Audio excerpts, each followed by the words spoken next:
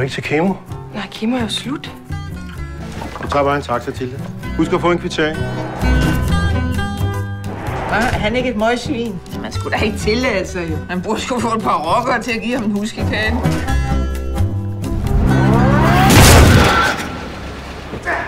What the hell do you think you're doing? You have to look. Are you drunk? No, I'm not drunk. What's wrong with you? Jeg skal til Italien. Min datter skal giftes. Well, my son's getting married in Italy. I'm Philip. Ida. Hej! Hej!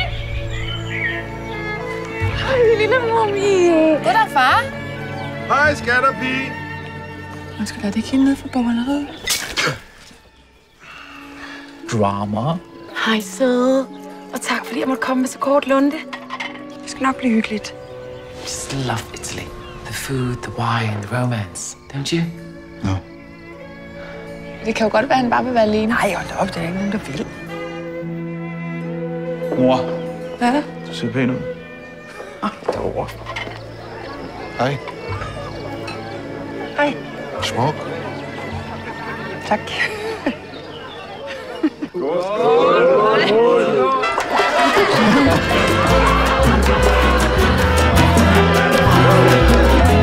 Kan du komme ned på sofaen? Ja. Mig. Man må altså godt have sex, inden man bliver gift. Det ved du godt, ikke? Skulle du ikke gå om seng? Hvorfor det?